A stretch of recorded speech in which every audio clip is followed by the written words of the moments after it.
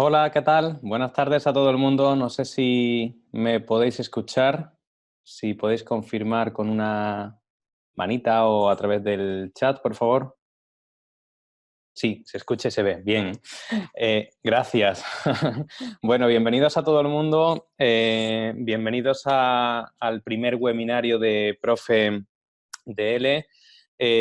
Al tratarse de la primera edición de de esta serie de webinarios que hemos puesto en marcha con mucho trabajo, con mucho cariño y con poco tiempo, pues hoy sí que vamos a pedir que si tenemos algún pequeño fallo, si la tecnología, no nos acompaña, que nos perdonéis, que estamos en proceso de configurar todo perfectamente y de que encaje pues con la mayor brevedad posible. Vamos a intentar que todo salga bien, pero, insisto, es el primero, así que puede que algo falle, por lo que pedimos pues que no, un poco de paciencia. Bienvenidos a todos. De momento somos 27 participantes. Con suerte los próximos minutos seremos más. Pero, vamos a explicar brevemente de qué se trata, cómo funciona la herramienta, quién o quiénes hay detrás de esta iniciativa y quién es el ponente que hoy se va a hacer cargo de este webinario. La herramienta es fácil de utilizar como asistentes, que sois en este caso. Tenéis en la parte inferior varias pestañas, el número de participantes, preguntas y respuestas, votación, compartir, aunque creo que esa es solamente para los anfitriones y panelistas, chatear y finalizar sesión o salir de la reunión. La forma en la que vamos a trabajar es el ponente, en este caso Rubén Medina y Santos, va a ofrecer un seminario o webinario. Vosotros vais a poder participar haciendo preguntas en la pestaña Preguntas y Respuestas, preguntas que yo como anfitrión me encargaré de anotar y al final de la presentación de formular algunas de las preguntas, no todas porque sería imposible, a nuestro panelista, a la persona que se encarga del webinario durante la tarde de hoy. Además, hay cierta interacción también porque durante la presentación Rubén va a ofrecer la posibilidad de participar mediante una votación. En la pestaña votación también vais a poder emitir un voto y vamos a poder compartir los resultados y ver un poco vuestra opinión generalizada sobre un tema determinado. Y además, si tenemos alguna pregunta muy concreta durante el seminario y algo muy específico, sí que en este caso yo como anfitrión me encargaría de que Rubén pueda responder la medida de las posibilidades y sin molestarlo mucho para que no salgamos del tiempo que hemos estipulado o que hemos decidido que dure este seminario. El seminario tiene una duración de 90 minutos, el webinario, estoy acostumbrado a decir seminario, el webinario tiene una duración de 90 minutos, incluyendo las preguntas. Normalmente lo vamos a hacer en esta jornada de viernes, con la misma duración, 90 minutos, a las 6 de la tarde, hora de España. Y digo hora española porque supongo que los que estáis conectados aquí, los participantes de hoy, pues supongo que estaréis en diferentes rincones del planeta. Yo precisamente estoy en la oficina terminando de trabajar.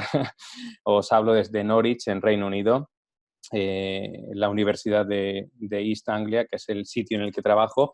Aprovecho para presentarme. Me llamo Alfredo Castro, soy profesor de español como lengua extranjera y uno más del grupo de Profe DL, que con mucho cariño, con mucho esfuerzo y coordinados por Daniel Hernández, por Matías Hidalgo, por Jorge y por mucha gente, pues intentamos ofrecer algunas actividades y colaborar en la medida de lo posible para hacer de esta profesión la profesión más bonita del mundo. Creo que en eso coincidís o coincidimos todos.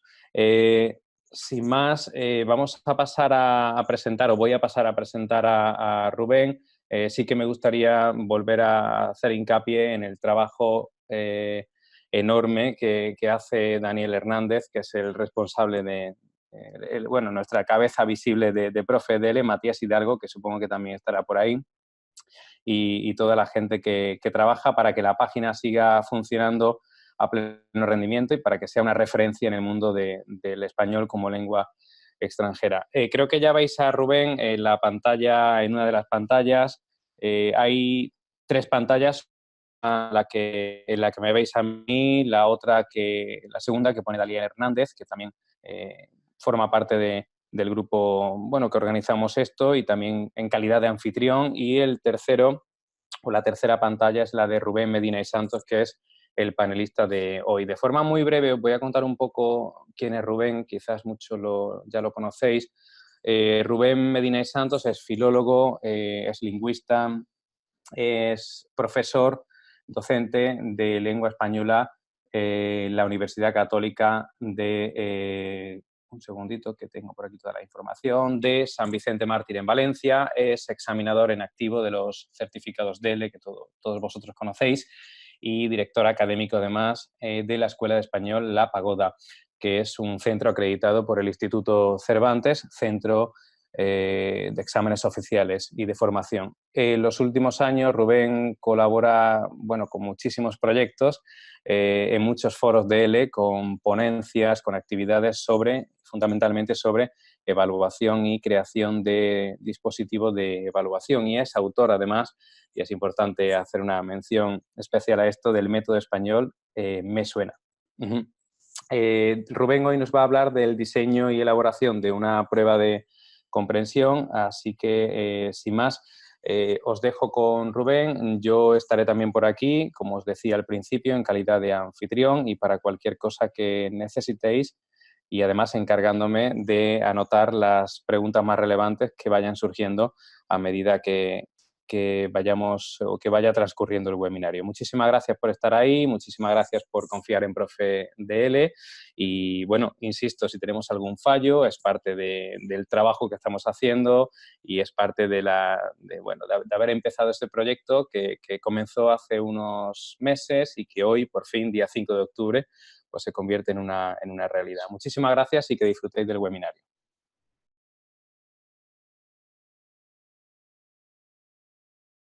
Hola, buenas tardes a todos y a todas. Me vais a permitir que, bueno, que dé las gracias a Alfredo por su presentación. Y si, por supuesto, alguien me escucha bien o todo lo contrario, tiene problemas para escucharme, por favor que hable ahora, ¿no? Es el momento para justamente que hagamos estos retoques, sobre todo de sonido. Y os voy a pedir, por favor, que seáis muy pacientes porque, como ya sabéis, ha llegado el otoño para todos y algunos lo sufrimos más que otros. Así que, bueno, no tengo la voz como me gustaría, pero aún así, bueno, espero que podamos disfrutar esta tarde todos de este webinario que hemos preparado, y os animo a que con cualquier duda o cualquier, digamos, explicación adicional que necesitéis, que, bueno, que por el chat lo escribáis, porque seguramente después Alfredo nos haga llegar esas preguntas, ¿no? En las que se ha incidido más para que podamos pasar a trabajarlas en grupo. Yo he planificado este webinario de la siguiente manera. Me voy a acercar un poco para que me escuchéis mejor. No sé si así me escucharéis mejor. Hace ya unos años, cuando yo llegué al mundo del L, como profesor, digamos que me di cuenta de que la evaluación era una de estas herramientas que estaban en manos del profesorado como un modo de control. Era la forma de controlar digamos, el nivel que los alumnos tenían, ¿no? Una vez que acababan nuestros cursos, o simplemente como una herramienta que lo que controlaba es que la conducta del alumno se adaptase, digamos, a lo que el profesor quería en clase. Pero me di cuenta de que no muchos de los profesores que estaban en activo, o al menos de los colaboradores que teníamos en la escuela, habían tenido una formación en evaluación. Y además de eso, no detecté, al menos por mi parte, que dentro del mundo del L, como en la enseñanza de otras lenguas, estos profesores dispusieran de una formación para la creación de dispositivos de evaluación. esta fue una de mis primeras inquietudes cuando yo recuerdo que tenía que pasar mis primeros exámenes para justamente ver y verificar si mis alumnos realmente habían adquirido aquellos contenidos que supuestamente mi plan de enseñanza me decía que debían adquirir al final de los cursos. Y fue a partir de aquí que yo me empecé a interesar en cómo realmente una prueba, un dispositivo de evaluación, debe estar realizada para que los resultados que posteriormente obtengamos de ella sean objetivos, sean válidos y sean fiables. Estas serían las palabras que a mí más me interesarían cuando hablamos de un dispositivo de evaluación. Es decir, yo quiero que cuando un alumno pasa por aquí, realmente me dé un resultado fiable, válido y digamos que sea una fiel imagen de lo que realmente el alumno ha adquirido, ¿no? ¿Por qué yo quería digamos, estas tres ideas, ¿no? En un dispositivo de evaluación? Bueno, básicamente porque lo que creo que se está haciendo y que debemos ir haciendo cada vez más es asociar la evaluación con la forma en la que el profesor debe ir abordando la forma de adquisición del alumno. No puede ser más una única herramienta para aprobar o suspender un alumno o para medir más o menos una forma en la que el alumno está precisando sus resultados, sino que debe ser para nosotros como docentes una guía sobre hasta qué punto mi actuación en el aula está siendo correcta o todo lo contrario. Es decir, qué tengo que cambiar dentro del aula para que después, realmente en la evaluación, esto se vea recompensado de forma positiva, ¿no?, en nuestros alumnos. Entonces, mi idea es que trabajemos estos objetivos a lo largo del webinario de hoy. Voy a intentar ser lo más práctico posible y daros la mayor cantidad de consejos para que después de este webinario os animéis todos a llevar al aula algunas de estas prácticas creando vuestros propios exámenes de evaluación. Yo, digamos que estos tres objetivos que marco aquí son los que durante mi tiempo como docente, como profesor de español, han sido los que más he querido ir adaptando al trabajo en el aula. Por ejemplo, el diseñar estos dispositivos primero me va a hacer que como docente realmente esté evaluando aquellos objetivos de mi plan de enseñanza o aquellos objetivos de mi curso que realmente interesa para mi alumno. Es decir, realmente quiero evaluar el trabajo que yo como docente y él como aprendiente están haciendo dentro del aula.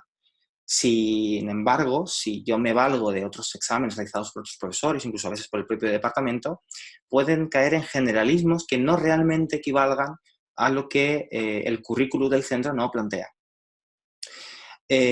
Para crear estos dispositivos, obviamente, debo partir de criterios de calificación apropiados para ese currículum, y ese currículo dependerá siempre del plan de enseñanza que esté vigente en cada uno de vuestros departamentos, de vuestros centros, o en el caso de trabajar como profesores autónomos o haciendo clases particulares, vosotros mismos apliquéis a las necesidades de vuestro alumno, ¿eh? Lo que sí que es necesario es aplicar un procedimiento común. Es decir, cuando estamos creando un dispositivo de evaluación, debemos manejar un procedimiento que sea común para todos los comunes y para todas las destrezas y para todos los niveles. Porque esta forma de elaborar estos dispositivos de evaluación me van a permitir que después mis resultados sean válidos y sean fiables, ¿de acuerdo? Entonces, para ilustraros esto un poco y buceando en toda la literatura que hay ya sobre evaluación, que afortunadamente ya es bastante, me he quedado con la definición que hace Pedro en 2005 sobre qué es para él la evaluación. Y él describe la evaluación como la emisión de un juicio sobre un conjunto de datos en relación con unos valores de referencia. Por tanto, aquí ya tenemos, digamos, los componentes básicos que vamos a necesitar para poder crear un dispositivo de evaluación. La primera es, necesito un conjunto de datos y este conjunto de datos debe estar estructurado respecto a un valor de referencia. Nosotros como profesores de español nos vamos a valer de estos valores de referencia. Me imagino que son manuales que para todos son ya más que conocidos, ¿no? Bien, pues con estos valores de referencia vamos a poder emitir después un juicio cuando disponga de esa cantidad de datos vertidas por el alumno, ¿no? Depende de la actuación que tenga el aprendiente, yo, a través de estas referencias, podré emitir ese valor. Entonces, lo primero que debo hacer como docente es familiarizarme con estos 3 manuales, aunque existen muchos más. Os pongo estos porque son los que más utilizamos, sobre todo en la enseñanza de lenguas en Europa, tanto en escuelas privadas como en centros públicos de educación superior también. El primero, como ya conocéis, es el Marco Común Europeo de Referencia para las Lenguas y que va a cerrar ya 2 décadas desde su implantación, y en la que se nos dan aquellos mecanismos para entender, definir y, digamos, crearnos una imagen general de lo que un aprendiente debe adquirir en cada uno de sus momentos de lengua, en cada uno de estos niveles, y en cada una de las destrezas de lengua. Aquí ya empezamos a hablar de destrezas de lengua, ya lo conocéis, y nos especifica de una forma a veces genérica, pero que creo que se puede llevar a la práctica muy bien, qué es necesario que un aprendiente comprenda y exprese en los distintos niveles de lengua. Esto se concreta mucho más en el caso del español a través del plan curricular del Instituto Cervantes, que sabéis que está disponible completamente online y que nos da una serie de repertorios, tanto en nociones generales como específicas, contenidos gramaticales, contenidos léxicos, contenidos pragmáticos, discursivos, es decir, todo lo que el marco nos está estipulando para un alumno y un nivel, lo que hace el plan curricular es segmentarlo, ampliarlo y ofrecerlo. Por tanto, estas 2 primeras obras son referentes para cualquier profesor que se plantee llevar una actividad al aula, y mucho más un profesor que desee crear un dispositivo de evaluación, que pueden ser distintos, ya lo iremos viendo, para evaluar cualquiera de las posibles actuaciones de sus alumnos. El último que yo os aconsejo es el publicado por ALTE, ahora hablaremos de ALTE, que es un manual para el desarrollo de los test de lengua y cómo examinarlos. Nos da simplemente pautas sobre qué tipo de contenidos deben tener estas actividades, estas tareas que vamos a llevar a cabo en los test. Es muy interesante desde el punto de vista técnico, sobre todo cuando nos pongamos a generar actividades para nuestros dispositivos de evaluación. Para esto, yo lo que recomiendo es que, bueno, existen un sinfín de sistemas de certificación. Las universidades normalmente trabajamos con ALTE o con ACLES, pero bueno, en cada país y cada institución dispondrá de otros sellos de calidad y de certificación distintos. Yo he puesto aquí los más conocidos a nivel europeo y lo que haría sería animaros a que si alguno de vosotros va a desempeñar funciones creando tanto exámenes para uso propio con sus alumnos, como bien para la propia institución o el departamento en el que trabaje, que antes de meterse a crear, ¿no? Antes de pasar a la fase creativa, dediquemos una fase de estudio, de observación, a los manuales que ya tenemos, como el que os comentaba de ALTE o el de SICELE, que se creó como motivo de la implantación del examen CIELE, ¿no? Para saber un poco cuáles son las características que necesitamos aplicar a nuestros sistemas de evaluación para que estos nos den realmente unos resultados que podamos considerar fiables y válidos. Por tanto, de esta manera estaríamos, por un lado, blindando nuestra forma de certificar a nuestros alumnos, es decir, sabríamos que lo que estamos haciendo es coherente con lo que en el aula se hace a nivel didáctico, y segundo, que la recogida de datos se está haciendo también de una forma con un procedimiento y con una coherencia que a veces los propios exámenes o ejercicios que podamos preparar, ¿no?, rápidamente para llevar al aula no tienen. Así que, bueno, estos son los 4 principales. Yo os animo a que ampliéis y que, bueno, sobre todo si trabajáis en Estados Unidos o trabajáis con algún tipo de sistema de certificación, pues que os centráis, obviamente, en ese sistema de certificación, porque me imagino que será el que vuestra entidad o el que vuestro departamento emplee para ello.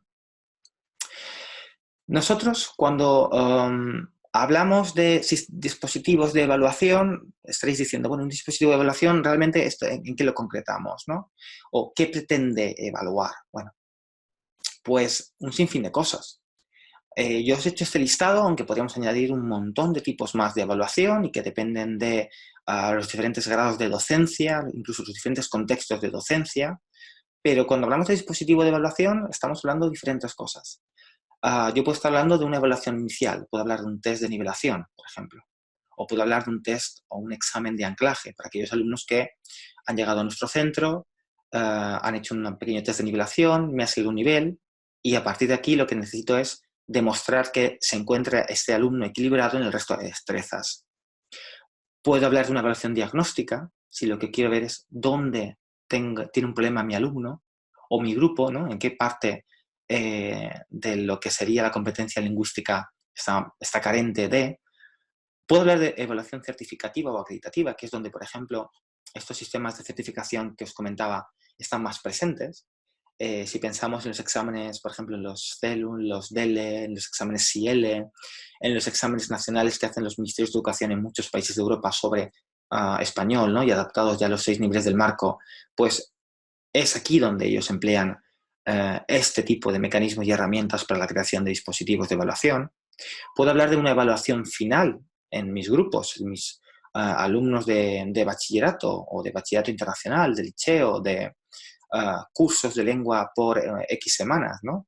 Todos estos cursos siempre vienen ya con una programación dada y esta programación, por tanto, entiendo que incorpora unos objetivos generales y unos objetivos específicos, aunque algunos profesores los llamamos destrezas o subdestrezas, ¿no? Entonces, ¿cómo yo me aseguro realmente que mis alumnos han adquirido esos objetivos que yo planteo para el nivel y que recoge el Cervantes y a su vez el marco común europeo? Bueno, es a través de un examen final, ¿no? ¿Cómo elaboro este examen final? Luego lo veremos. También con actividades de evaluación sumativa o de evaluación formativa o continua. Incluso es muy interesante si creamos dispositivos para la evaluación interna y externa, no solo de nuestros alumnos, también de nuestros propios docentes, ¿de acuerdo?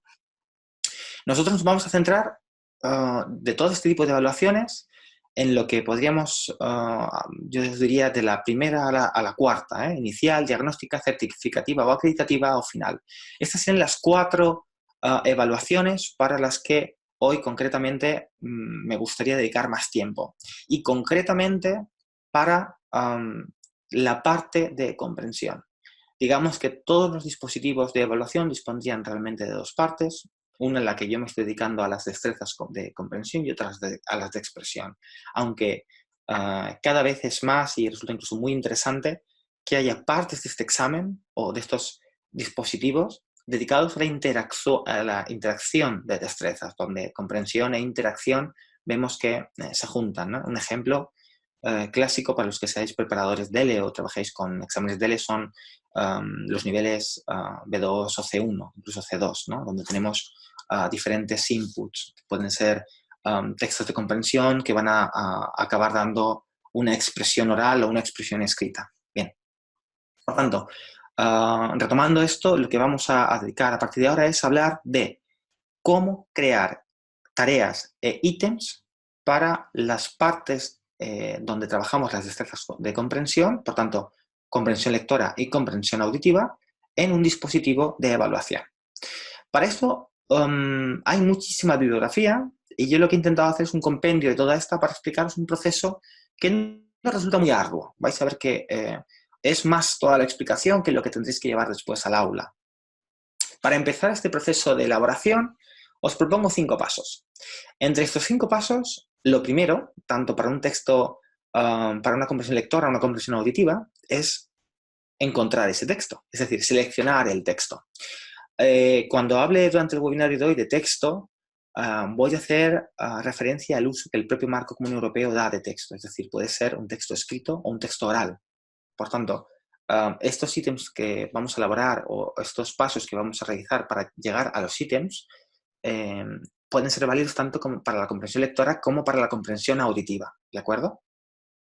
Yo lo que os propongo es, con vuestro equipo de profesores o con vuestro departamento, independientemente de que sean grandes o pequeños, o incluso sin necesidad de que exista una estructura oficial o o compuesta, ¿no? Detrás de todo esto. Somos, una de las grandes ventajas de dedicarse al L es que entre todos hacemos grupos de investigación, de trabajo maravillosos. Entonces, ni siquiera necesito tener, o a veces no tengo, ¿no?, compañeros de trabajo para poder dedicarme a crear exámenes o pruebas finales. Entonces, os animo también que entre colegas de profesión que realicéis estos dispositivos de evaluación que luego os pueden servir a todos. Entonces, la ideal es que una vez que he creado mi pequeño grupo de trabajo, seleccione el texto. Mapee este texto. Vamos a ver esto de mapear el texto, de qué se trata, ¿no? A seleccionar ítems, a crear estos ítems y a analizar estos ítems. Cuando hayamos hecho estos 5 pasos, ya dispondremos de actividades fiables, válidas y que van a reportar un resultado seguramente objetivo de lo que el alumno ha hecho con las clases de lengua con las que estamos trabajando. Vamos a especificar un poco estos 5 pasos. El primer paso, como os digo, se trata de la selección del texto. Para seleccionar un texto, vamos a tener en cuenta todas estas cosas que tenemos aquí. No necesariamente nos van a hacer falta todos estos ítems, pero yo os animo a que utilicéis estas pequeñas tarjetas y que hagáis estas tarjetas para cada una de las tareas que queréis meter en vuestros dispositivos de evaluación.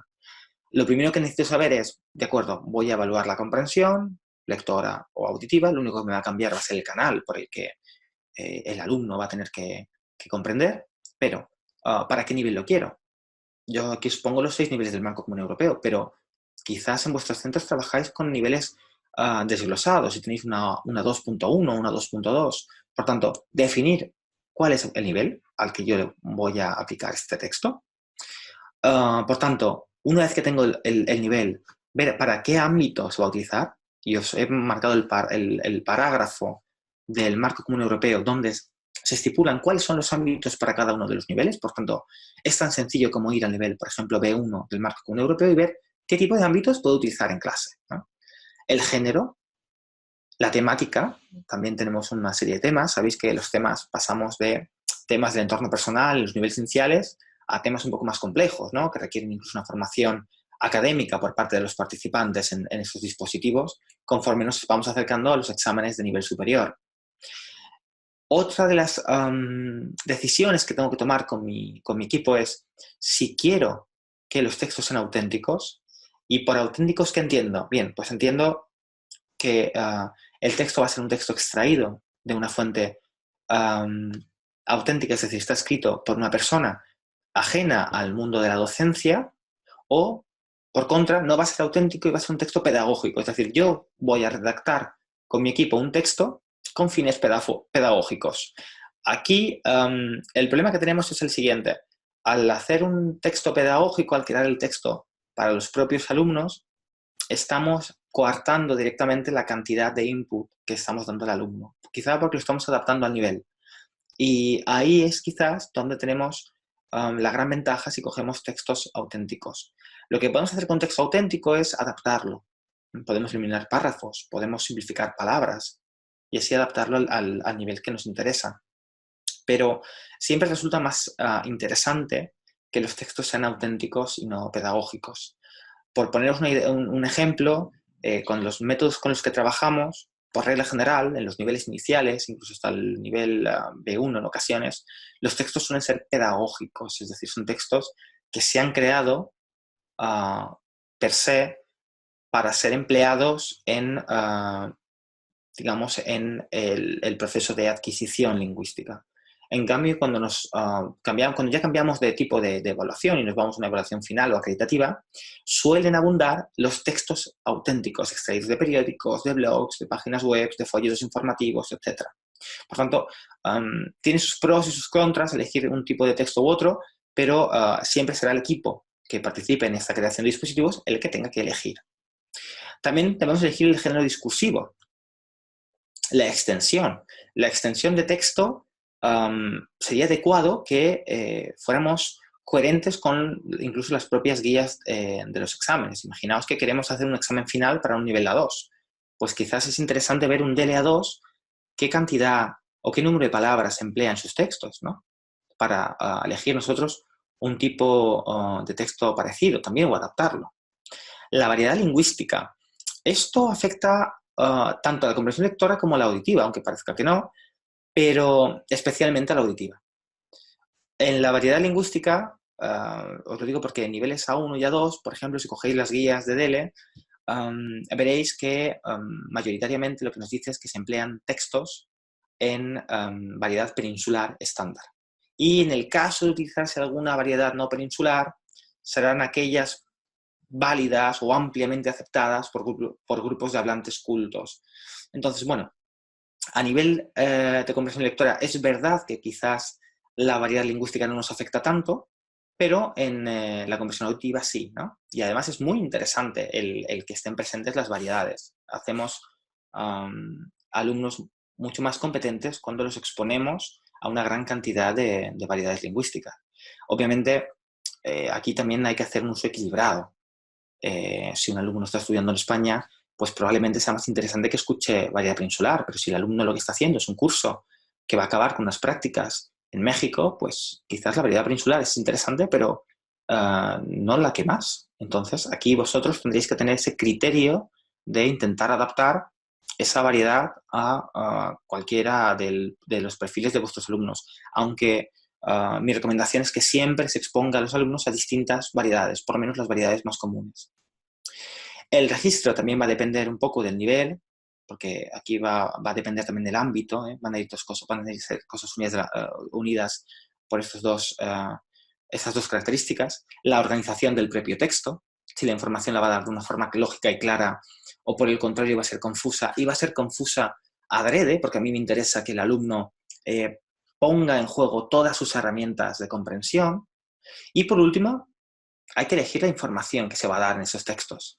Vamos a dar una información que es totalmente conocida, va a ser novedosa o va a ser específica. Sabéis que si es específica, pues quizás lo más recomendable es utilizar los niveles superiores. Si es novedosa, puede estar en cualquier lugar y además incita a que sean textos motivadores por parte del alumno. Y si es una información conocida universalmente, tenemos que tener especialmente cuidado a la hora de crear ítems. Y esto lo vamos a ver un poco más tarde. Bien, una vez que ya hemos elegido el texto, lo que debemos hacer es empezar a trabajar este texto. Vamos a co-construir el significado del texto. Para ello os pongo 5 fases. Dentro del primer paso, del que hablábamos antes, os propongo 5 fases. La primera fase sería una lectura como la que esperamos evaluar, es decir, una lectura normal, de hablante nativo ante el texto. Y vamos a hacer una lectura única, para ver qué ideas de este texto me han quedado a mí como hablante. En la segunda fase vamos a involucrar a más personas. Es decir, yo ya he elegido el texto, lo he leído, me parece que es un texto adecuado por las características que he señalado antes en la tarjeta, y ahora vamos a involucrar a la parte del equipo. Y vamos a involucrar a 3 personas mínimo. Es decir, coordinadores, otros profesores, profesores incluso de otros centros, compañeros de profesión, y estas 3 personas mínimo van a hacer una segunda lectura mucho más pausada y en la que se van a apuntar las ideas principales. Se van a subrayar las ideas principales. Vamos a subrayar tantas ideas como ítems queramos crear, ¿de acuerdo? Una vez que hemos hecho esa selección, esa lectura y esa selección de ideas, tenemos que hacer una puesta en común. Tenemos que ver si, estaríamos ya en la fase 4, tendríamos que ver si las ideas que yo he marcado como hablante se corresponden también con las que ha marcado otro hablante. Y aunque nos parezca sorprendente, muchas veces no se dan. ¿Qué deberíamos elegir? Bueno, una vez que hemos hecho un consenso sobre las ideas principales, es decir, hemos visto que de las 6 ideas principales que ha sacado el profesor, quizás son 5 en las que coincidimos, aquella en la que no se coincida o mayoritariamente no se coincida, hay que descartarla. Esa no es una buena idea para crear un ítem.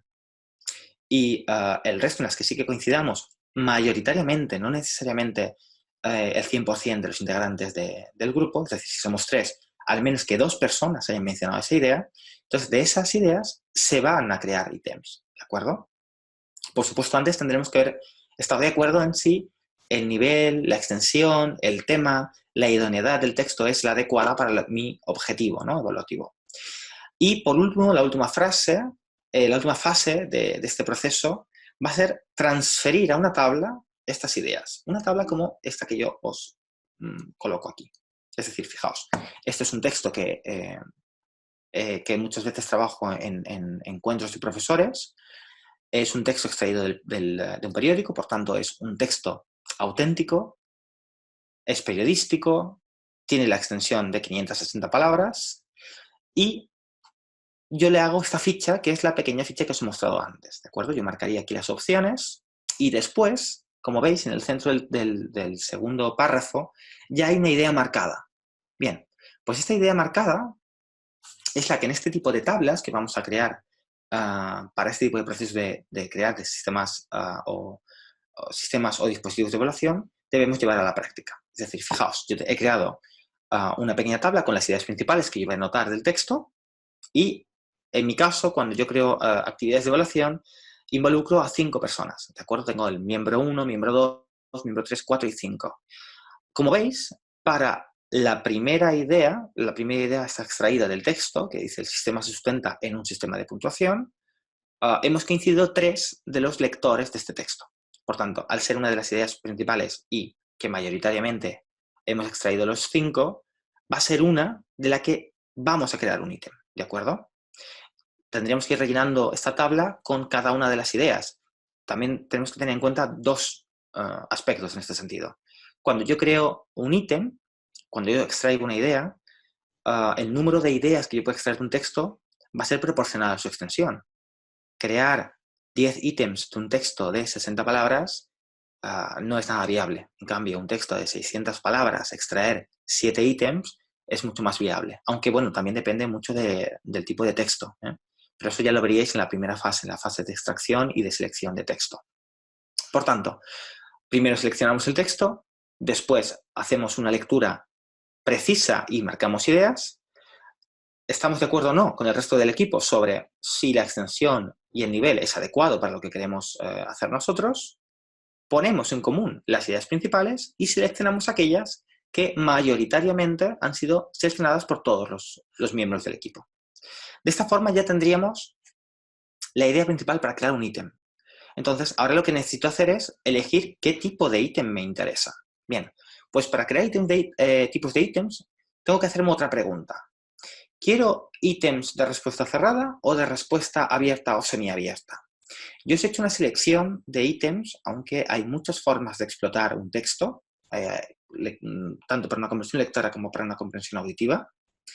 Y si nos fijamos un poco en el tipo de certificación o dispositivos de evaluación que tenemos en el mercado, es decir, si hablamos de exámenes IELE, exámenes DELE, exámenes CELU, los exámenes PRO de la Universidad de Salamanca, todos estos exámenes tienden, en la parte de comprensión, a utilizar solo respuesta cerrada.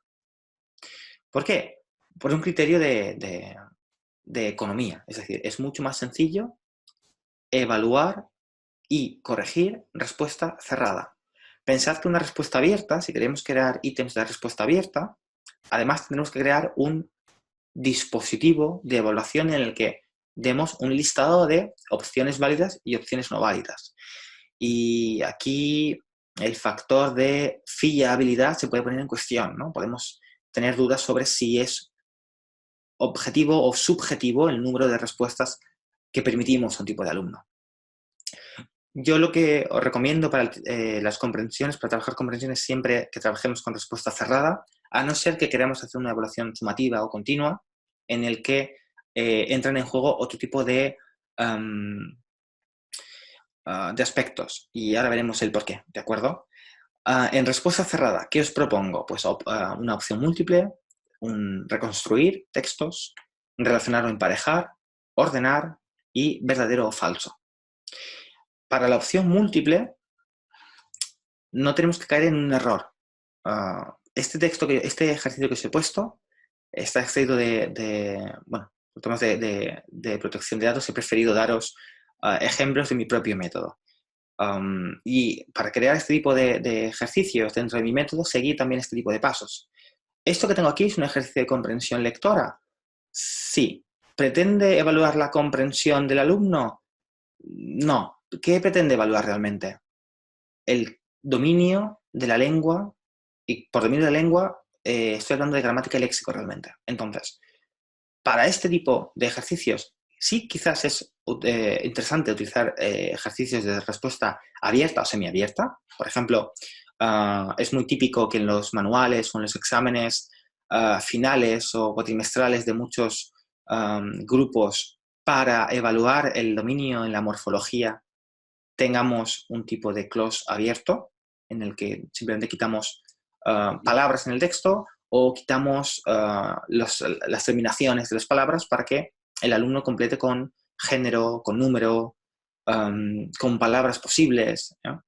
Entonces, bueno, eso sería interesante si lo que quiero evaluar es el nivel de lengua, ¿no? El uso de la lengua. Pero si estrictamente nos vamos a una comprensión lectora, quizás nos viene más a la cabeza este tipo de ejercicios, como veis, donde yo dispongo de un texto y un número de ítems que evalúan ese texto.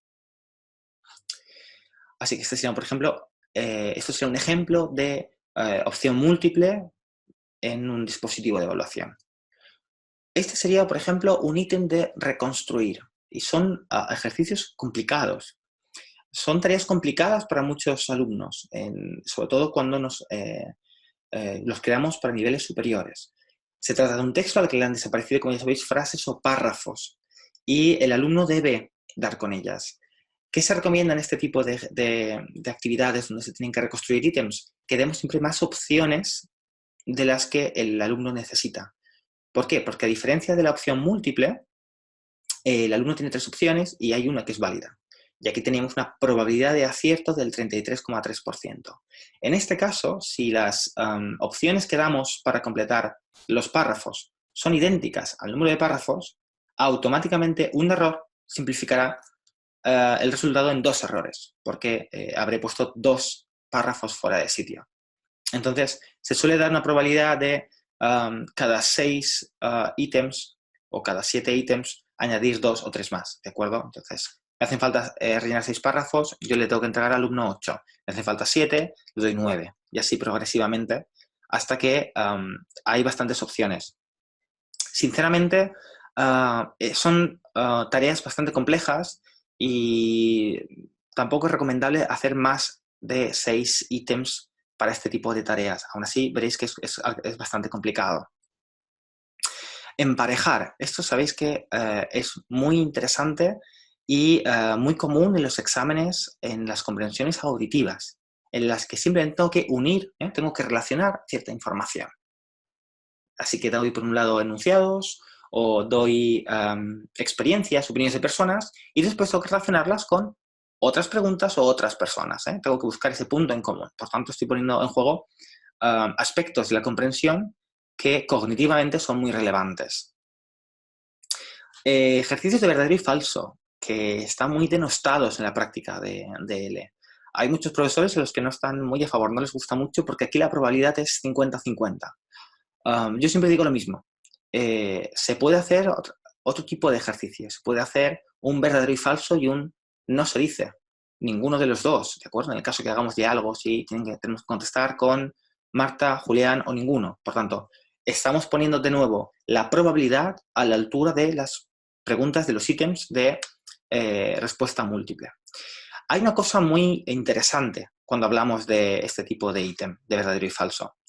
Pese a que no goza de gran prestigio en las aulas, resulta ser un ejercicio mucho más cognitivo que la respuesta múltiple.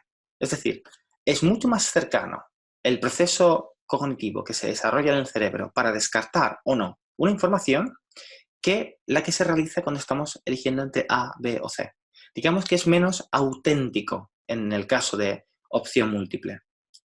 Por tanto, si lo que queremos es subir un poco el grado para eliminar ese margen de probabilidad alta de respuesta automática en los ítems de verdadero y falso, mi apuesta personal sería que añadiésemos una tercera columna o una tercera opción en la que la información no aparece o la información no corresponde a ninguno de los hablantes o a ninguna de las personas involucradas. En este caso, por ejemplo, yo lo que hago es, puesto que está dentro de un método en un dispositivo de evaluación, trabajar por un lado contenido de uso de lengua y por otro comprensión, ¿vale? Porque además esta actividad que tenéis aquí proyectada bebería de otro texto donde se habla de los incas en este caso. Bien, esos son, digamos, los ítems más comunes que encontramos en cualquier tipo de dispositivo de evaluación. Vamos a prepararlos nosotros. Ya hemos dicho cómo debemos elegir el texto, tanto para la comprensión lectora como para la auditiva. Ya hemos dicho cuáles son los ítems que son más interesantes de trabajar, ¿no?, en este tipo de dispositivos. Y ahora os voy a dar algunas pautas para crear buenos ítems, que es lo más complicado de todo. Y luego vamos a pasar un poco a ver qué ítems, o vamos a intentar, por eso digo que prestéis bastante atención a esta diapositiva, porque quiero que después vosotros hagáis una pequeña votación, mi compañero Alfredo os lo pasará cuando sea el momento, para que veáis cuál es el problema que tienen esos ítems que os voy a proyectar. Cuando creamos buenos ítems, nos interesa estas 10 pautas que se cumplan, yo os diría como los 10 mandamientos. Tenemos unos ítems, 6 ítems para un texto, 5 ítems para un texto. Bien, pues la información que dependan de estos ítems debe aparecer de una forma cronológica en el texto. Es decir, la pregunta número 1 encontrará su respuesta al inicio del texto. Y el ítem número 6 encontrará su respuesta al final del texto. No parece muy coherente, puesto que cuando buscamos en los textos que tengan una disposición lógica, es decir, que la coherencia del texto sea lógica, no parece lógico, que cuando yo enumero los ítems, esta lógica, esta coherencia desaparezca. Es decir, si el texto y la construcción del texto es coherente, mis ítems también lo deben ser. Tampoco podemos tener opciones de ítem con una extensión distinta. Tampoco es muy coherente que en una pregunta sobre un texto de comprensión aparezcan ítems muy largos y otros muy cortos. Aquí tenemos un pequeño problema de extensión y eso no nos está calibrando bien el nivel, ¿de acuerdo? Una cosa que se dice muchísimas veces es que los ítems se deben enunciar siempre afirmativamente. Es decir, no podemos hacer un ítem o crear un ítem donde en el enunciado dice algo como Juan no sabe, al poner ese no, o no es necesario que, y demos las opciones. ¿Por qué? Porque se ha comprobado empíricamente que los candidatos, que nuestros alumnos, nuestros aprendientes, cuando contestan este tipo de ítems, obvian por completo la negación del enunciado. Al negar el enunciado, estamos negando también el ítem correcto y los distractores, es decir, las otras frases que hemos creado para distraer al aprendiente y que dude entre una opción u otra. Por tanto, no es interesante marcar esa negación en el enunciado, sino más bien dentro del ítem o del distractor, para que no lleve a cambios de sentido respecto al texto original. La respuesta, por tanto, tampoco puede ser deducible sin leer el texto. Y a esto me refería antes cuando decía si lo que queremos en nuestro texto es hablar de una información conocida universalmente, si tiene que ser específica o si tiene que ser novedosa. A veces, cuando elegimos textos con una información general que todo el mundo conoce, el alumno tiende a contestar por impulso.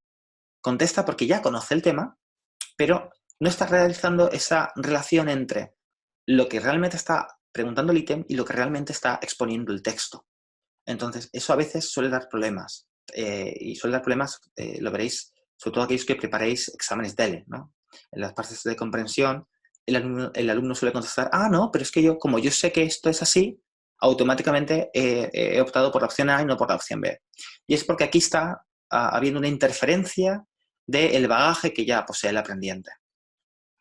Obviamente no podemos tener, esta parece muy lógica, pero en ocasiones he llegado a encontrarme test en los que dice que la opción A y la opción B son correctas. Entonces no tiene sentido que un ítem tenga una posibilidad de acierto del casi 70%.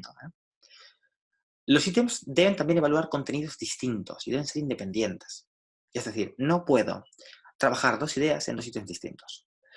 Una cosa que también suele abundar mucho en los dispositivos de evaluación son las opciones gramaticales. Si yo lo que estoy intentando evaluar es la comprensión, no parece muy lógico que yo esa comprensión la distraiga de alguna forma exponiendo al alumno a formas agramaticales de lengua. No estamos trabajando o no estoy intentando que el alumno me exprese o me sepa reconocer en el uso de la lengua qué opciones son válidas para un tiempo verbal o no. Es decir, vamos a intentar obviar opciones como ha ponido o ha escribido, porque lo que estoy intentando no es evaluar su nivel gramatical, sino su nivel de comprensión. Por tanto, no hay lugar para opciones gramaticales. Tampoco puede haber dos opciones contrarias o relacionadas junto a otras completamente distintas. Si yo he creado 4 distractores para un ítem, no puede ser que 3 vayan en la misma dirección que otra, ¿no? Porque realmente ya yo mismo estoy haciendo esta distinción de ideas. Entonces le estoy dando casi el ítem hecho al alumno. Otra cosa muy interesante es que a veces, y esto se puede ver en muchos manuales de preparación o en exámenes finales, incluso editoriales que ya disponen de exámenes finales de evaluación, no puede haber un léxico, unas construcciones más complejas que el propio texto. Mucho cuidado aquí, porque muchas veces intentamos salvar un texto, quizás mal escogido, con preguntas que lo que hacen es subir el nivel de comprensión. Intentemos que sea equilibrado tanto el ítem como el texto. Y por último, el número de opciones no dificulta la creación de buenos ítems. La creación de ítems puede ser un trabajo realmente arduo, pero a veces es interesante que no cree para una pregunta 4 distractores y que cree 3, pero buenos. Aunque la probabilidad de hacer una pregunta con 4 opciones sea del 25% y crearla con 3 sea de un 33%, es preferible no malgastar y crear un distractor de mala calidad para bajar la probabilidad y crear 3 que sean buenos y por tanto realmente discriminen al buen estudiante del estudiante que no tiene una dedicación tan buena. Así que ahora sí que le voy a pedir a Alfredo, por favor, que lance el segundo cuestionario. Aquí os he puesto una pregunta, es un ítem creado sobre un texto, y lo que quiero es que me digáis de estas opciones, ¿qué es lo que ocurre? Es decir, ¿cuál es el error que veis en este ítem?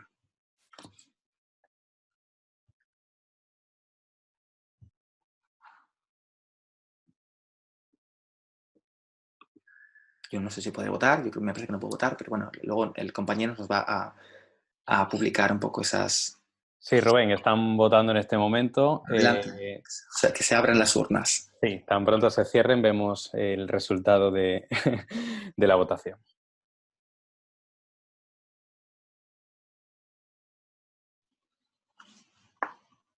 No es necesario disponer del texto, ¿eh? No es necesario.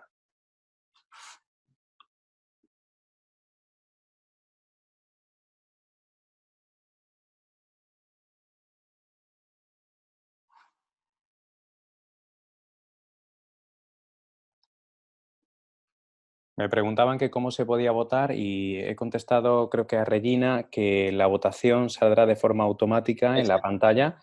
De momento hay 17 respuestas. Vamos a esperar un poquito más para que se completen De las acuerdo. De respuestas todas de los formas, 35 participantes. perfecto. Con que tengamos la mitad de votos es simplemente para evidenciar algunos de los errores que cometemos al crear ítems.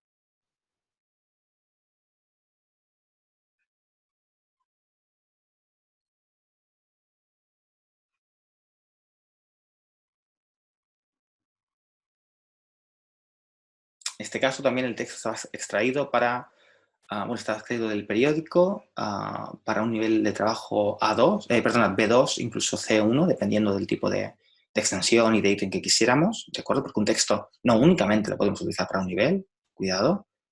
Sabéis que la explotación de los textos puede dar mucho juego y por tanto podemos crear unos dispositivos muy, muy, muy interesantes. Incluso un texto que nos ha servido muy bien para un nivel B2, si necesito después crear un dispositivo para un C1, puedo replantear con ese mismo texto siempre y cuando dé las características necesarias para el propio dispositivo de evaluación conforme al currículo de mi centro o el plan curricular que yo siga, ¿no? Y disponer de un mismo texto, pero 2 tipos de explotaciones distintas. Vale, aquí, en el caso de esta pregunta, exactamente el problema que evidenciábamos era que la tercera opción tenía una extensión irregular, es decir, disponíamos de un ítem realmente largo si lo comparábamos con la opción A y con la opción B. Entonces, este tipo de ítems es algo que deberíamos evitar al máximo, porque uno de los principales errores es que los alumnos tienden también a desconfiar de esa extensión, ¿no?, desigual en los ítems. Ahora, Alfredo, te pediría que lanzases para este segundo ítem el cuestionario número 3. Lo mismo, leedlo y quiero que me digáis, pues bueno, de las opciones que os van a lanzar, cuáles serían... no, este no es el 3.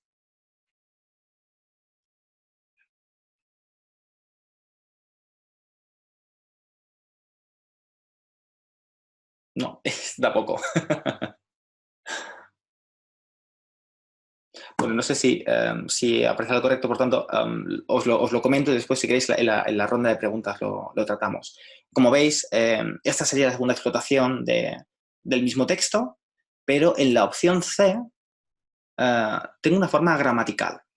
Es muy común, muy común en muchísimos métodos y en muchísimo material de preparación de exámenes disponer de opciones agramaticales.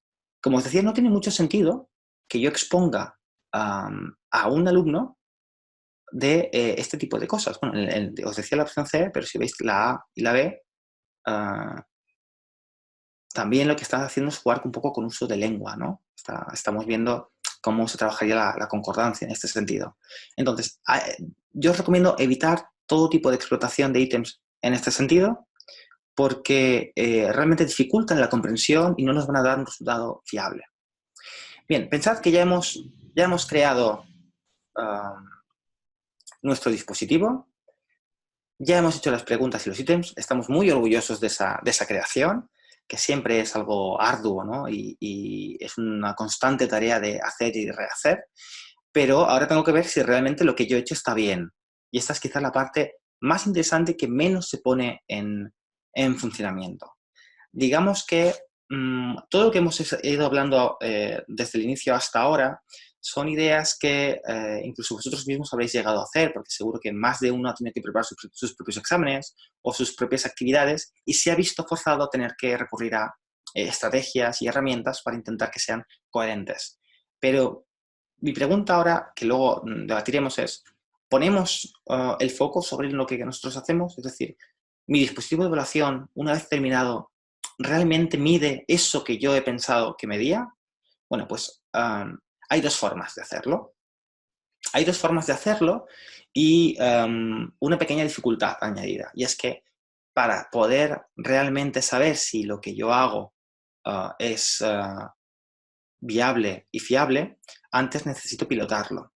Este pilotaje no necesariamente, puesto que no somos entidades certificadoras, no tenemos que sentir esa presión de lo estoy haciendo mal desde el principio. Si yo he creado un dispositivo de evaluación y lo paso con uno de mis grupos, yo eso voy a tener que ir almacenándolo. Y cuando al final de un cuatrimestre, al final de un año académico, haya alcanzado un número de exámenes razonables como para poder someter los exámenes, entonces, de un año para otro quizás, o de un cuatrimestre para otro, dependiendo un poco la cantidad de alumnos que tengáis, puedo plantearme si realmente lo que yo estaba haciendo con mis alumnos era o no era viable. Es decir, ¿era fiable este tipo de dispositivo de evaluación? Para eso necesitamos datos y análisis cuantitativo. Hay dos modos. Uno es el coeficiente de dificultad y el otro es el índice de discriminación. Aquí empezamos a trabajar ya con números. Es algo que no estamos muy acostumbrados en el mundo de L. Bien, vamos con el coeficiente de dificultad. El coeficiente de dificultad lo que nos va a decir es si un ítem que yo he creado, una actividad que yo he creado, si realmente es difícil o no es difícil. Es decir, si realmente es adecuada para el nivel en el que yo estoy trabajando. Entonces, ¿cómo tengo que trabajar esto? Yo hago un banco de datos en el que, por ejemplo, voy a utilizar 50 alumnos. Y voy a añadir estos alumnos y voy a dividir el número de aciertos para un ítem. Aquí sí que tengo que trabajar, ahora os lo enseñaré. Tengo que trabajar por ítems. Es decir, imaginad que he hecho un dispositivo de evaluación con 30 ítems de comprensión lectora o con 30 de comprensión auditiva. Entonces, tengo que ver el número de candidatos que hay para un ítem y el número de aciertos de ese ítem. Y cuando yo divido esas dos cosas, me va a dar ese coeficiente de dificultad. Es decir, me va a indicar si es fácil o difícil. Y nos va a indicar de esta forma. Mirad, esta imagen que os he proyectado está extraída del Manual de Pautas para la Evaluación del Español como Lengua Extranjera, que publica Edinumen y que hizo Neus Figueras, que es una experta en evaluación. Lo que tenemos aquí es una tabla ejemplificante sobre cómo yo tengo un ítem. Si os fijáis aquí arriba, tengo el ítem 18, 19, 20, 21, 22, 23, 24, 26, 25, 26 y 27. Y he ordenado a mis alumnos, ¿de acuerdo? Veis que la clave para estos ítems nos vamos a fijar especialmente en 21, 23 y 25. La clave para esos ítems, la respuesta correcta, era C para 21, B para 23 y D para 25. Y he puesto a mis 20 alumnos, a mis primeros 20 alumnos. Bien, pues, ¿qué han hecho estos 20 alumnos para estos tres ítems? Ahí tenéis las respuestas. En el caso del ítem 21, veis que mayoritariamente todos tienen una C. Por tanto, casi todos han acertado. En el caso del ítem 23, aquí ya hay un poco más de discrepancia. Y en el caso del ítem 25, también hay una mayoría de Cs, si no me equivoco. Bien, pues yo lo que voy a hacer es coger el ítem 23 y voy a dividir el número de respuestas correctas entre el número de los examinandos. Es decir, fijaos que para el ítem 23 tengo que son 10 los que han contestado correctamente a este ítem, pero en total son 20 alumnos. Entonces, al hacer la división, me sale un índice de discriminación de 0,5. ¿Esto qué me está indicando? Pues mira, os he puesto bajo una tabla que es bastante representativa y es muy fácil de seguir. Si mi ítem recibe un coeficiente mayor a 0,67, entonces el ítem es fácil. Es decir, no es la dificultad que yo estoy evaluando en mi grupo. Necesito adaptar ese ítem. Conforme se acerque más a 0,33 y 0,67, el ítem será un ítem de dificultad media. ¿Vale? Aquí, obviamente, el 0,5, como el ítem 23, sería un ítem perfecto. Es decir, es el ítem perfecto para la dificultad. Así que está muy bien creado. En cambio, si menos del 0,33 ha aceptado este ítem, ha dado con este ítem, es decir, si el coeficiente de dificultad es menor a 0,33, lo que está ocurriendo es que el ítem es realmente complicado y, por tanto, no está tampoco evaluando lo que yo necesito. En esos dos primeros casos, es decir, en el caso en el que yo tenga un ítem superior a un 0,67 o inferior a 0,33 en el coeficiente de dificultad, tengo que replantear el ítem. Es decir, el ítem está funcionando, pero está funcionando mal. No me va a dar datos realmente fiables y válidos para que yo extraiga después un veredicto sobre si el alumno ha adquirido realmente el nivel de lengua adecuado o no. ¿Qué ocurre? Tampoco tenemos que obsesionarnos en que todos los ítems nos den un 0,5, porque cuando tenemos un examen en el que un ítem es más fácil, un ítem es más difícil y la mayoría son ítems medios, estamos teniendo un cierto equilibrio a la hora de examinar un texto. Entonces, bueno, eso es algo que debemos tener en cuenta. Incluso pensad que cuando estamos creando un dispositivo de evaluación para el nivel B1, lo adecuado siempre es no solamente incluir ítems medios de B1, sino que debe haber ítems que comiencen en un A2 alto y que acaben en un B2 bajo, para que la franja de evaluación del contenido lingüístico sea realmente adecuado y, digamos que efectivo en este caso. Por tanto, esta sería una de las primeras formas que tenemos de saber si lo que yo estoy haciendo empíricamente es bueno o no. Si no es bueno, hay que desecharlo. Si es bueno, simplemente este ítem, esta actividad, se mete en nuestro banco de actividades para examen y perfecto. Y ahora pasaríamos a la segunda, que es el índice de discriminación. Esto es un poco más complejo porque lo que vamos a hacer aquí para el ítem es saber si las preguntas, los ítems, me están realmente discriminando a los alumnos que estudian y a los alumnos que no, o a los alumnos que aprenden y a los alumnos que no.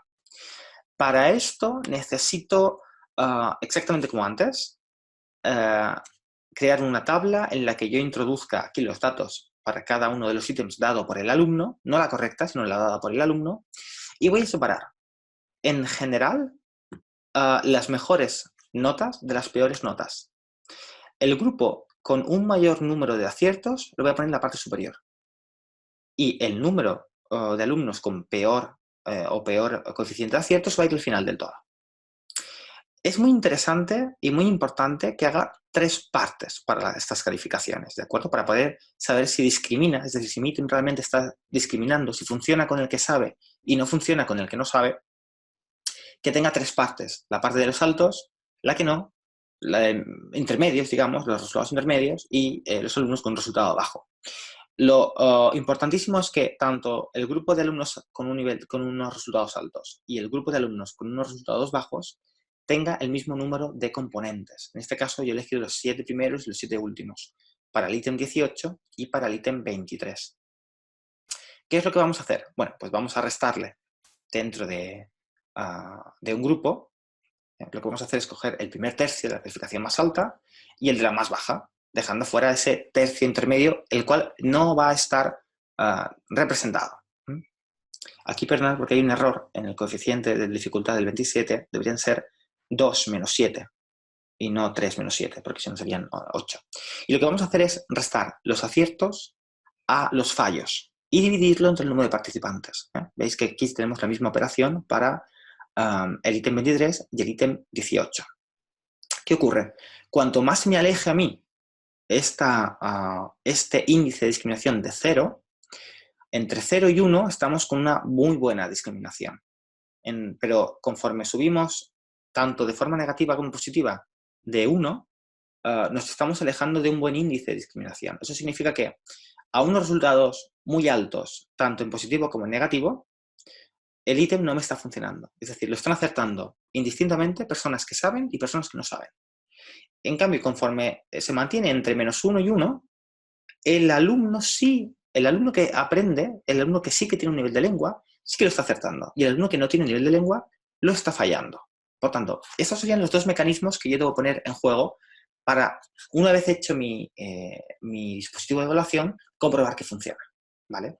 Esto es un proceso que vosotros mismos tendréis que llevar a la práctica pues cuando ya hayáis recogido una muestra de datos interesante. Yo diría que 50 alumnos es un número interesante para hacer estos 2 tipos de evaluación del propio ítem y que os voy a resumir de esta siguiente forma, ¿vale? Y con esto ya veremos acabada la parte en la que vamos a hablar de la creación y pasaremos al turno de preguntas. Como os decía, en la primera parte vamos a especificar qué necesita mi dispositivo de evaluación, es decir, para qué lo quiero y qué es lo que va a hacer. Debo seleccionar los textos, debo diseñar las tareas conforme a las fases que hemos comentado antes y debe pasar una revisión de los compañeros. Una vez que esto se ha hecho, pasamos a la segunda fase, que es la de experimentación, es decir, el alumno realiza ese dispositivo de evaluación. Después nosotros lo calificamos y pasamos al análisis psicométrico por índice de dificultad, por coeficiente de dificultad o índice de discriminación. Y aquí pueden ocurrir varias cosas. Puede ocurrir que los resultados son muy malos y por tanto ese ítem automáticamente se elimina, que ese ítem puede, ya no hablamos solo de ítems, hablamos de tarea completa, es decir, una tarea con 5 o 6 ítems. Funciona, pero no del todo, y por tanto debemos pasarlo a la fase A, donde podemos cambiar las ideas principales, podemos incluso cambiar el tipo de explotación que queremos. Si antes teníamos opción múltiple y no nos funcionaba, lo podemos pasar a verdadero o falso, lo podemos pasar a emparejar, en fin, podemos dar muchas vueltas al asunto. O si el análisis psicométrico para la tarea ha sido bueno, entonces esta tarea es perfecta para trabajarlo con ese nivel. Y por tanto deberíamos archivarlo, pasaría a un banco de tareas. Esto del banco de tareas es especialmente interesante porque esto que os estoy explicando no es una cosa que podamos hacer en 2 meses en el departamento y por tanto disponer de un montón de dispositivos de evaluación, pero es algo que sí que se proyecta a medio plazo. Entonces, si yo voy reuniendo buenas tareas que han pasado por todos estos pasos, lo que puedo hacer dentro de un tiempo es confeccionar, si tengo, imaginaos, 30 tareas de comprensión, puedo confeccionar distintos exámenes. Tengo la posibilidad de ir creando, intercambiando una tarea con otra y crear distintos exámenes. Y claro, eso nos proporciona la posibilidad de que no todas las evaluaciones tienen que ser con el mismo dispositivo de evaluación, que puedo ir cambiando los exámenes y por tanto no tengo alumnos que ya lo conocen o alumnos que vuelven a presentarse a ese mismo examen porque las tareas han ido rotando, ¿de acuerdo? Así que, bueno, está aquí la parte teórica. Esta es una parte de la bibliografía que vais a tener colgada en la página de Profedele para que podáis, si os interesa, ampliar. Y os doy las gracias por toda la atención y espero a que mi compañero Alfredo, bueno, nos ponga algunas preguntas sobre la mesa.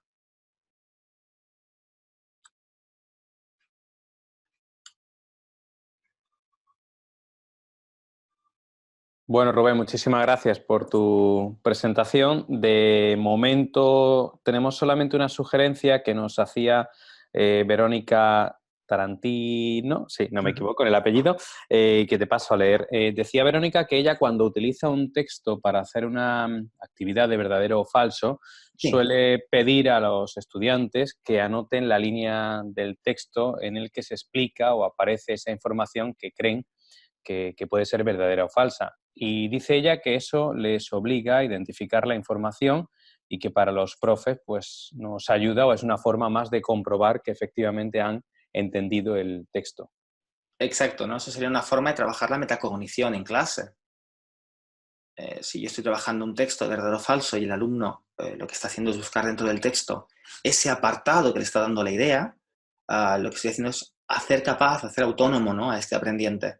Lo que ocurre es que dentro de un dispositivo de evaluación, es decir, cuando yo creo mis exámenes, aquí no espero que exista una retroalimentación en muchos casos. Pensad en un aprendiente que va a presentarse a un DELE. Nadie le va a decir, porque ni siquiera nadie va a ver lo que él ha trabajado en el texto, no le va a decir, tú has marcado la opción B porque te fijaste en esa idea del texto, pero en realidad te da la C porque la idea está en otro sitio. Entonces, como herramienta, como estrategia de aprendizaje, dentro del aula es fabulosa, por supuesto.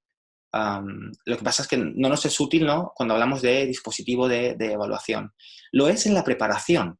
En la preparación es súper, súper útil, ¿no? Cuando estamos trabajando con alumnos para presentarse a un DELE o a cualquier examen de lengua, es muy interesante hacerles que metacognitivamente busquen dónde han dado ellos con esta idea. Es decir, tienen que procesar esta información de forma que sean conscientes en todo momento de por qué una opción es la correcta y no son las otras. Entonces, sí, sería una estrategia fabulosa para que los alumnos se preparen y se hagan autónomos, ¿no?, que yo creo que es uno de nuestros objetivos como profesores, hacer aprendientes cada vez más autónomos. Vale. También preguntaba por aquí Juan Miguel Prieto que si te parecen, Rubén, válidos los ítems de verdadero y falso para evaluar el nivel de competencia de los estudiantes. Me parecen muy válidos. Lo que ocurre es que tienen que ser buenos ítems de verdadero y falso. Eso es lo que recalcan todos los expertos en evaluación. Si yo cojo una información de un texto o de una comprensión lectora o un texto auditivo y es evidente que una de las preguntas, uno de los ítems que yo doy se cae por su propio peso porque la información no aporta nada nuevo o no lo suficientemente compleja como para que el alumno sepa discernir entre las distintas opciones, claro, aquí el efecto lotería, ¿no?, que llamamos muchos en el aula, sí que se da. En este caso, no es que el ítem sea malo, es decir, el tipo de ítem que yo he elegido, el de verdadero y falso, sea malo respecto a otros, sino que la creación que yo he hecho del ítem es malo. Si me está dando un gran número de opciones correctas, incluso en alumnos en los que detectamos que no tienen el nivel, ¿no? Pero eso se soluciona simplemente creando buenos ítems de verdadero y falso. Sí, sí, sí. Ujú. Preguntaba también Debbie que si ella decía que me gustaría o le gustaría preguntar qué te parece, Rubén, evaluar la comprensión de textos a través de ejercicios de traducción. Pues me parece cuanto menos peculiar. Y está muy denostado también. Incluso hay exámenes de lengua en los que ocurre esto. Hablo de lengua extranjera en la que se facilita un texto en distintos idiomas y se pide que se haga una traducción.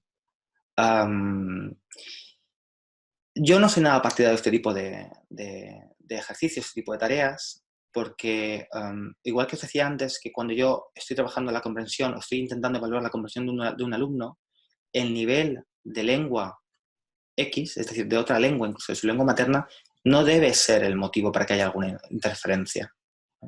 Pensad que muchas veces lo que se propone es que se le da un texto en lengua materna al alumno y eso se traslade, ¿no? Se traduzca al español.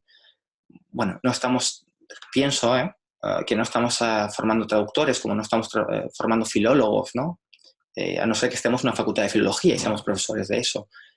Sino que estamos formando hablantes competentes e independientes en lengua extranjera, en este caso de español. Por tanto, cualquier presencia de la lengua materna o de cualquier otra lengua que no sea en aras de facilitar la comprensión, yo no le encuentro mucho sentido en un dispositivo de evaluación. Aunque existen, ojo, existen. Preguntaba Francesca por aquí, Francesca de Palma, o decía ella una sugerencia, que los coeficientes, los medidores, podrían ser problemáticos, según su criterio, si pasamos de una clase de alumnos a otra, porque dice que cada clase pues, reúne alumnos, que algunos son buenos y otros son menos buenos, y que tienen niveles diferentes. Dice ella al final que lo que ocurre es que incluso teniendo los ítems probados 20 o 30 veces, al final nunca se sabe si realmente funciona o no. Claro, para eso sería interesante que hiciera una amalgama, ¿no?, de alumnos, es decir, que no hiciera el análisis de los ítems por grupos, sino, imagínate, vaya, no conozco el contexto, ¿no?, de esta participante en concreto, pero que ella está en un curso de B2 y tiene otro compañero de departamento que también da B2, y quizás otro que también da B2, y por tanto, a lo largo de varios cursos de B2 se juntan todos los resultados de estos alumnos y es entonces cuando se debe hacer el cálculo, ¿no? Y es cierto que todos tenemos en el aula alumnos con distintos niveles. Eso es así. Lo que intentamos es que esos niveles no estén muy alejados los unos de los otros. Pero pensad que esto se lo podemos trasladar también a exámenes oficiales. Cuando se hace el cálculo psicométrico de estos ítems, se suelen coger, por ejemplo, alumnos que se han evaluado de DELE en Madrid, en París, en Atenas y en Berlín, por ejemplo. Por tanto, el contexto y el bagaje que tiene el alumno es bastante dispar, incluso la lengua materna es bastante dispar. Y esto lo que nos va a hacer es realmente dar una versión al menos fiable, ¿no? También os digo una cosa, cuanto más grande sea el espectro, es decir, si en vez de poner 50 ponemos 200, 250, vamos a obtener todavía unas respuestas mucho más ajustadas. Yo lo que sé es que, por ejemplo, para el DELE se utilizan unas 50 intervenciones para hacer estos cálculos.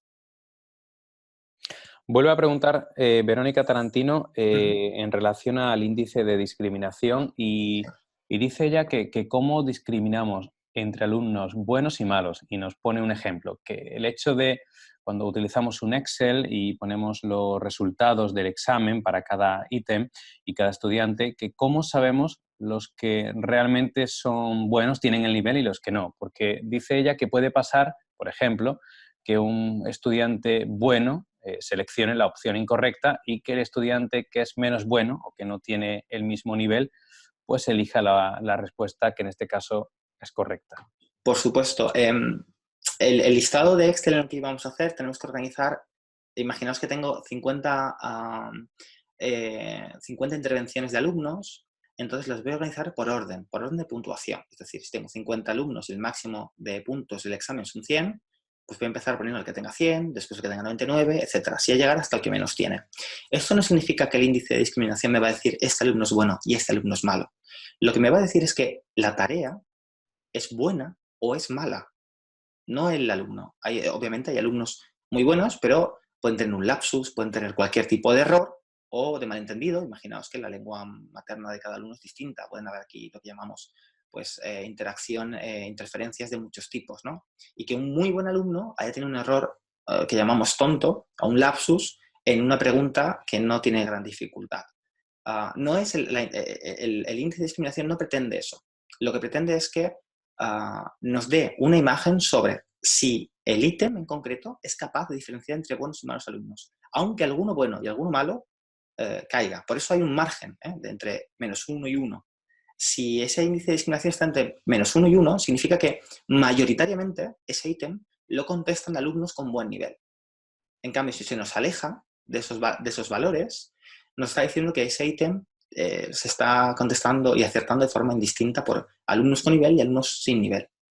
Pero no nos está dando la imagen de un estudiante en concreto.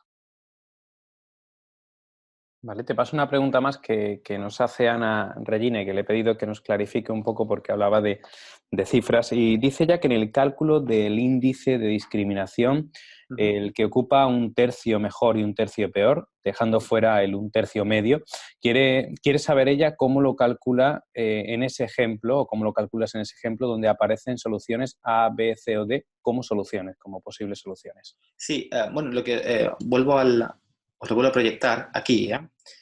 Si os fijáis, el cuadrado en verde lo que está haciendo es aglutinar los 7 primeros estudiantes y para el ítem 23, por ejemplo, la respuesta correcta es la D. Entonces tengo que ver cuántas correctas ha habido y cuántas incorrectas ha habido. En este caso os decía, el incorrecto era 2 menos 5, no, es 3 menos 4. Porque veis que la opción correcta es la B y la han contestado dentro de estas opciones. Tenemos 3 Bs y 4 Ds. Entonces, lo que tengo que hacer es restar los alumnos que han acertado y los alumnos que no han acertado. Y lo divido entre el total de alumnos. Por tanto, en este caso serían 3 menos 7, dividido entre 7. Y el índice de discriminación que me da es 2,28. Fijaos, tengo a los buenos alumnos y tengo más errores que aciertos. Por tanto, este ítem no me está funcionando, porque con los buenos alumnos me está fallando. Tengo más errores que aciertos. Y lo esperable sería que con los buenos alumnos tuviera más aciertos que errores. En cambio, si os vais al ítem 18, fijad que la correcta es la D. La clave, digamos, la opción correcta sería D. Y en la parte de los alumnos en verde, que son, digamos, los que han sacado mayor nota en el examen, la mayoría tiene D como respuesta. En cambio, si vamos a los que peor nota han sacado, solo 2 han acertado ese ítem. La mayoría ha cogido otras opciones. Bien, pues este ítem me está funcionando mejor. Porque con los alumnos con nivel se acierta y con los alumnos sin nivel no se acierta. Por tanto, aquí la discriminación que yo he hecho al crear el ítem funciona. Dice Ana, claro. sí, dice Ana de nuevo, que es la persona que te Sí. hacía esta pregunta, que la cantidad de alumnos son 20, no 7. Sí, son 20, pero son 7 los que yo cojo por grupo. Fijaos que digo que se coge el tercio superior y el tercio inferior. Lo que tiene que ser igual en número de alumnos son esos 2 tercios. El intermedio puede no ser de 7. No sé si queda claro así. Es decir, en total son 20 alumnos, pero yo lo he dividido en 3 grupos.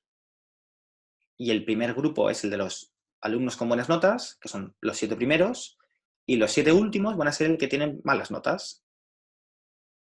Y así es como estoy evaluando los ítems.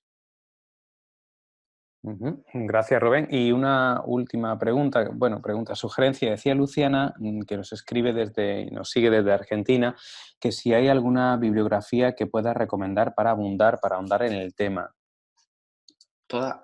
Tenéis toda esta, que si no me equivoco va a estar colgada en la entrada que hay en Profedele con la información del webinario. Especialmente, yo le recomendaría el libro del que he sacado alguna de estas notas, que es de Neus Figueras, que se publicó en 2013 y se llama Pautas para la evaluación del español como lengua extranjera. Es un libro muy asequible para personas que no hayan profundizado muchísimo en evaluación y, por tanto, puede dar esos primeros pasos. Aunque, permitidme que insista en que este tipo de libros son muy recomendados una vez que ya conocemos o nos manejamos con cierta naturalidad. En el caso de Argentina, no sé si ellos no se manejan por el marco común europeo de referencia, pero tendrán un marco parecido, y por el plan curricular de Instituto Cervantes. Una vez que ya conocemos bien dónde se localiza toda esta información, pues ya puedo empezar a crear mi dispositivo de evaluación, pero claro, siempre con los valores de referencia por delante, como os decía al inicio. Y cerramos el turno de preguntas con Verónica Tarantino, que vuelve a decir que tiene una dificultad a la hora de, o que tiene cierta dificultad a la hora de encontrar textos auténticos para niveles más bajitos, quizás un A2, B1, y pregunta si se puede modificar y adaptar los textos o si se deben utilizar tal cual, aunque esto suponga que el vocabulario y las estructuras son un poquito más complicadas. Am, es cierto, es totalmente cierto. Para los niveles iniciales, sobre todo pensamos en un A1, es muy complicado porque hablamos siempre de textos de una extensión muy breve, de un contexto personal, familiar, am, con un léxico, un repertorio léxico a veces muy escueto. Entonces, mayoritariamente se suelen crear textos pedagógicos para estos niveles. Pero bueno, pensad en carteles del tipo, un cartel con horarios, ¿no? En el que vamos a una tienda, nos dice la tienda, abre de lunes a tal, es en estos días. El fin de semana permanecerá cerrada. Ese tipo de textos ya se prestan a una explotación. Obviamente, al tratarse de textos breves, auténticos, breves, nos van a dar la posibilidad de crear un ítem para esos textos. No vamos a poder hacer como para los textos del nivel B1, B2, C1, C2, que para un texto de una extensión superior podemos sacar incluso 7 preguntas para una misma tarea, ¿no? En este caso habría que hacer textos pequeños, como por ejemplo también conversaciones por WhatsApp o conversaciones por Facebook, es decir, un entorno familiar, personal, que si lo encuentro, perfecto; si no lo encuentro o encuentro algo parecido, lo puedo adoptar, obviamente. Si tengo frases hechas, las puedo reducir. Si tengo alguna pregunta, perdona, si tengo alguna palabra que creo que va a dificultar la comprensión, la puedo sustituir por otra y por tanto va a ser un texto auténtico pero adaptado, ¿no? O un texto que se pasa de extensión y lo que voy a hacer es quitar un párrafo. Va a seguir siendo auténtico, pero va a cumplir su función evaluativa, ¿eh? Así que sí, por supuesto que se puede cambiar. Yo no recomiendo niveles superiores, pero en los niveles iniciales, sí, claro. Bueno, pues así creo que damos por concluido el primer webinario de ProfeDL. Rubén, muchísimas gracias por tu presentación. A En vosotros. el chat y también en la pestaña de preguntas y respuestas agradecen tu presentación, te dan la enhorabuena. Muchísimas gracias a todos los que habéis participado. Creo que hemos sido en total 47 personas, ahora ya somos 38 porque estamos en la parte final. Os recordamos que vais a recibir un certificado de asistencia, creo que, si no me equivoco, en la misma dirección de correo en la que habéis registrado vuestro interés en participar en este webinario. También recordamos que la frecuencia con la que vamos a hacer estos webinarios es mensual, una vez al mes. El próximo hablaremos de neuroeducación y supongo que Dani o Matías o incluso un servidor nos encargaremos de enviaros toda la información y para que estéis actualizados y podáis sumaros al próximo webinario en el mes de noviembre. Muchísimas gracias, buenas tardes y un saludo de parte de todo el equipo.